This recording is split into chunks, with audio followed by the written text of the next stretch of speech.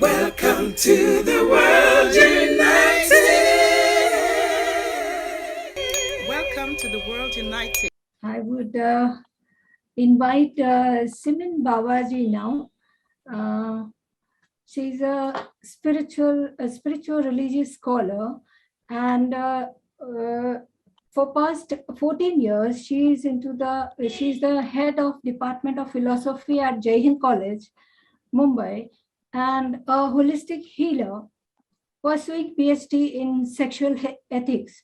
The topic which she would be covering is spirituality and religion through automatic writing, channeling light.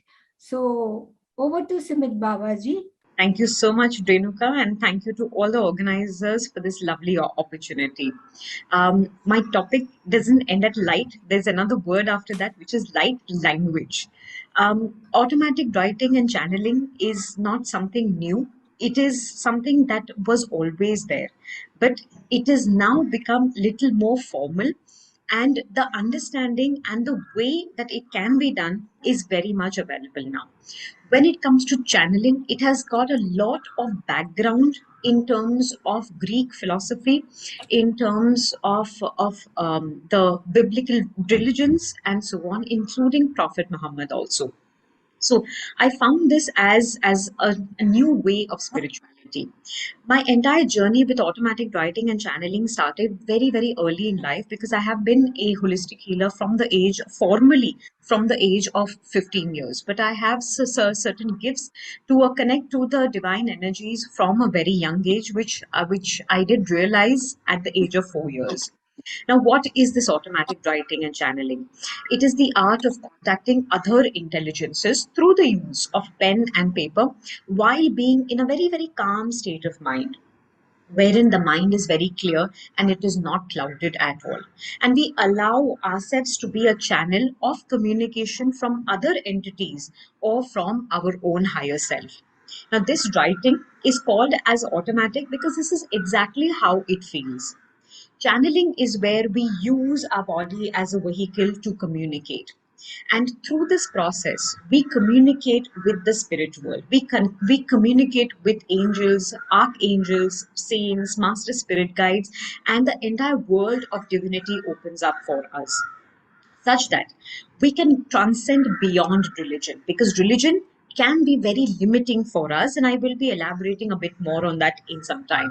Now, it appears that everyone comes into the world and is capable. As we come into the world, we are given the power of rationality, we are given the five senses, we are given the mind to collate all the data that we get from the external world, but we can sense beyond these five senses and the mind as well. And thus channeling has been recorded throughout human history. In fact, the earliest documentary evidence that we have is when the Oracle of Delphi goes down to Socrates in the Greek era, goes down and says, "You are the greatest person to have walked on the face of this planet." And Socrates says, "No, I don't think so. I am illiterate. I don't know how to read. I don't know how to write." And to disprove the Oracle of Delphi, he goes about searching for knowledge. And there we have, and we study, and I myself teach students in college about Socrates till date. Channeling happens to be a universal human phenomena. And we often talk about the mother's sixth sense. We always talk about, a gut feeling within us. And that is where we are connecting to our own spirit, our own higher self. And many a times when we just go to certain religious places, we close our eyes and we try to connect with the divine energies of the place. Many a times we get answers to our questions. Sometimes when we are in deep sleep, and we are in a dream state also, we connect to our crossed over souls from our family, or friends, and somehow we receive answers, or we look at them and we are guided that they need our help, we should do something for them, and we actually end up doing that. After some time, they may not even come in our dreams. Channeling is very often also associated with mysticism and mystical saints, because when they are in a state of trance, and I have been to Turkey, I've been to Himalayas, and I have done a lot of research, I have done a lot of work with these mystical saints, and trying to understand where is it that they get all their divine information from. It's probably just being in a very, very deep meditative state and thereby connecting to the other energies. Now, channeling is slightly different than mediumship. Usually, mediumship is very closely associated with seances. There is a table, there are rituals, there is smoke, there is trance, there's possibility of an Ojua board. But it's where humans meditate and there is a communication taking place between the spirits and the dead. Now, it was something that was extremely popular in the 19th century, and during these kinds of seances, mediums used to go into a state of trance, and they would leave their egos outside and get some other spirits into their body and get messages out of it. I personally think that these things are not very safe, and because of that, we have a lot of people in the name of spirituality.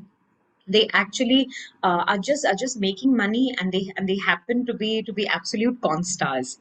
But when it comes to channeling is where you will receive these messages directly from the divine entities. In fact, while this entire COVID process was on, and I used to feel terrible about Mother Earth and so many people dying, and at that point in time I started connecting and I started channeling messages from Mother Earth, and I used to give her whatever healing she would ask me and whatever I would be capable of, because I know more than 35 modalities, and I very often connect to other divine entities. And during this entire process of given healing to Mother Earth, I came across spiritually, I came across these 17 Buddhist masters who are in spirit, not in body. And they liked the kind of work that I was doing with Mother Earth, and they gifted me with something called as the light language. Light language happens to be a language of some other star beings, and these are extremely healing. And in some time, I will sing or say, I think I sing it. I will be singing a small piece of this light language. The exact words that I speak and whatever I say actually comes down channel from the other side completely. During automatic writing, our hand is automatically moving. In fact, there are a number of people who have written books on it. One of the most popular books in India happens to be Laws of the Spirit World by Khurshid Bhavnagri, and wherein one can just, and there are many more books wherein the hand automatically moves, and this kind of a movement is guided by the divine, but our ego stays with us. Only our consciousness moves on to the other state. There is a process of attunement also that is given, and I have taught this art of automatic writing and channeling to more than 55, 60 people till now in the past 2 years, because I started teaching it only in the past 2 years. And I realized that when one connects to the other realm, to the divine world, we do not need religion. Religion can be extremely limiting, whereas this kind of a process of spirituality, it's quite broad. There are no rules, regulations, and there is a way for us to find ourselves. Religion can be sometimes based on a lot of conditioning also, do's and don'ts, but it is all about the expression of the soul. So we have in Hinduism, we have something which is very similar to that aham brahmasmi, I am Brahman, wherein I become one with him. But to become one with him, I have to leave my ego aside. And this is exactly what the process of automatic writing and channeling does for a lot of people. I have I have been teaching religion all my life because I have been a philosophy professor. But after getting into this entire process of automatic writing and channeling and getting in touch with the other side and divine entities, I have moved beyond religion. I don't need to go by moon cycle, this calendar, that calendar. The world of spirituality by itself is so beautiful. The other world is so beautiful. And actually speaking, that other world also happens to be this world itself. Because we are living it out a day in and day out. And how I wish if everybody would see the goodness in spirituality, we wouldn't have had so many fights like the previous speaker spoke about in terms of wars being fought in the name of religion. One of the few FAQs and benefits, I'll just take up a few and then I will sing the light language for you all. One of the few FAQs happen to be, a lot of people ask me, are we disturbing souls? Of course not. They are wanting to connect with us. That is why in deep meditative trance, we do connect with the other side. Almost all the religions of the world use meditation as a very important and a powerful tool of spirituality. Through automatic writing and channeling, you actually take your consciousness to the spirit world up there, and there is no way you will get stuck.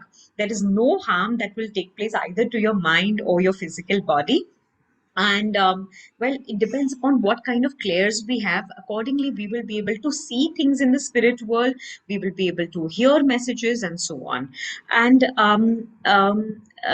one of the things is that many a times we don't even have to go up to the spirit world. We just have to get in touch, especially if we are getting messages for ourselves in terms of guidance. Then certainly this is something that is highly beneficial to us, because we just have to connect to our higher self, which is the more perfect part of us. Some of the benefits of this practice happens to be guidance from the divine. Healing recommendations are given. You can give and teach techniques of healing. Like, I have channeled 2 courses and I am channeling 5 more courses on divination and healing. So that there is connection with the divine beings, there is progress that one can make on the earthly life itself, and spiritually the progress that we make is amazing. It increases our vibrational frequency. And as I spoke about the light language, I think it was given to me because there was a huge shift in the vibrational frequency of Mother Earth as well as for me. There is a large amount of karma clearance also which takes place. And what is it that you cannot channel? There is an instant divine connection with not just spiritual masters, crossed over human souls who are slightly evolved but not at a lower level. And there are also other star beings and star seeds with whom we can connect. There is a development of a number of one's clairs, clairaudient and clairvoyant. Like, I have always been clairvoyant and claircognizant, and I was clairaudient from 1 year. But now I have become clairaudient from both years, and I also happen to be clairsentient. And all of this is done very, very safely. And this can be used as a very important tool for us to get in touch with those divine masters and channel things for them, especially in these times when the world is going through a very, very terrible times, in terms of COVID, and there are many other things happening. So, Renuka, I will just sing a small piece if it's okay with you. I'll just sing a Yeah. small piece, yeah, very, very small piece, and then we can take up a question or two from you. Yeah. So this is the light language. I don't know what it's called, but it was given to me by the 17 Buddhist masters. I don't even know who they are, because they said at this point in time, this is not important. The light codes and the healing messages that they give us is more important. I will also try to get you the interpretation of it. Uama Beshu Mosi Shozoe temeni kenisu, shomoe temi kono, moloe temeni kenisu, shozi shoma temeni kenisu, molae teme keni, mozoe temeni kenisu. Shozoe temi kono, mozi moza te peli kenisu, moloe teme keni, moloe temeni kenisu, shozoe temi kono. The messages that are given through this light language for everyone who is present, hearing, or will hear happens to be that we need to find, very important, we need to make actually a lot of peace within us. Until we don't make this peace within us, we will not be able to create the environment of peace wherein Mother Earth or Gaia will be able to be at peace and will feel balance, equilibrium, and serenity. Thank you so much. Simanji, I have one question. Like, what is the eligibility criteria? Like, somebody wants to learn it, So, what is the eligibility criteria for that? Like, how do you know the person is, he or she would be learning it, the automatic writing?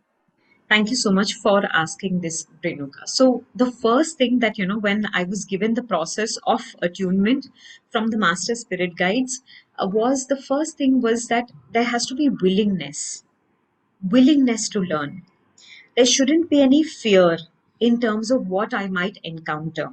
Yeah. And thirdly, belief in the spiritual world and having a lot of inner conviction. When I started with this practice, Renuka, I never used to meditate.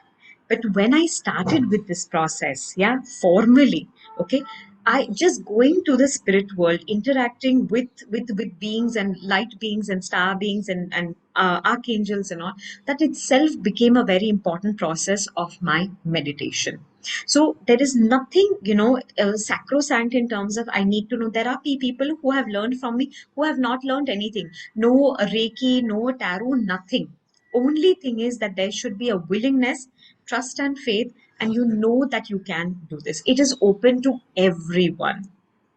And the attunement which you told, is it similar to Reiki, or is there any difference in the attunement process?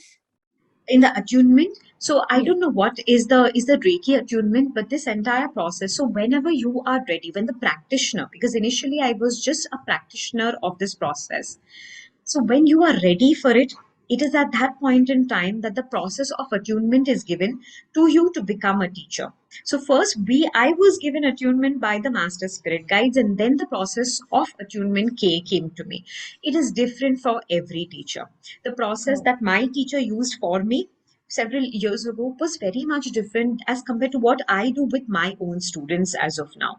And since the past two or three batches, because now I have started teaching bigger batches, I have that, because energies of so many people need to be attuned and they need to be taken down to Mother Earth as well as up to the spirit world. God Himself has been coming down for the process of attunement.